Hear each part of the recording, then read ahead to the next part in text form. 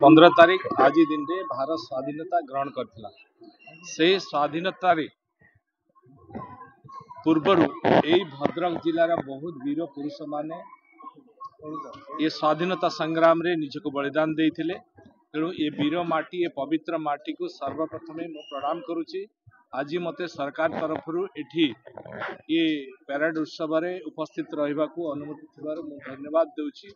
एवं निश्चित भाव में ये वीर माटी ये पवित्र माटी सदा सर्वदा ओडिशा प्रदेश रे अग्रणी भूमिका ग्रहण करी आसी आज मध्य ग्रहण करुछि।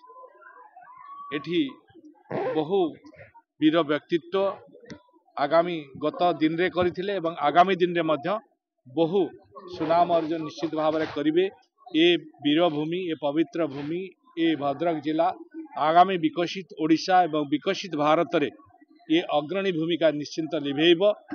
एवं आज आमे जो आशा करिछु यशस्वी प्रधानमंत्री नरेंद्र मोदी के नेतृत्व रे आह्वान रे आज हर घर तिरंगा समस्त घरे तिरंगा झंडा उड़ीब एवं वीर जवान मानकर सम्मान वृद्धि हेब एवं आमर अखंडता भारत वर्षर अखंडता एकता को बजाय रखे। लेटेस्ट न्यूज अपडेट पाई www.nowodisha.com को लॉगिन करंतु।